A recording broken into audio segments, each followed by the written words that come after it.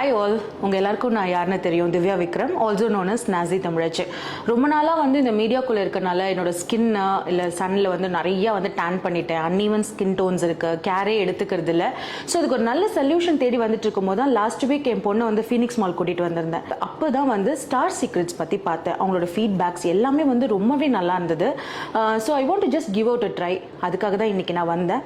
So ரிசப்ஷனில் வந்து form fill up பண்ணிவிட்டு டாக்டரை மீட்டப் பண்ண வச்சாங்க. நம்ம ப்ராப்ளம் எல்லாம் அவங்க கிட்ட சொல்லும்போது அவங்களும் நம்ம ஸ்கின்னை அனலைஸ் பண்ணிவிட்டு அந்த ரூட்லேருந்து என்ன ப்ராப்ளம்ன்றதை கண்டுபிடிச்சி அதுக்கேற்ற மாதிரி ட்ரீட்மெண்ட்ஸ் கொடுக்குறாங்க.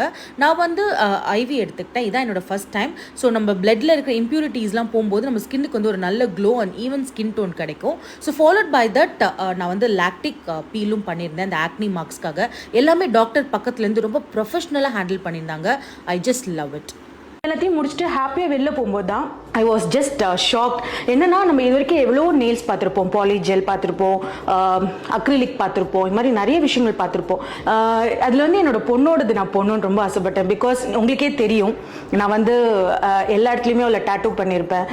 It was emotionally connected to me. So அந்த நெயில்ஸ் நான் போட்டுக்கணும்னு ஆசைப்பட்டு அதையும் போட்டிருந்தேன்.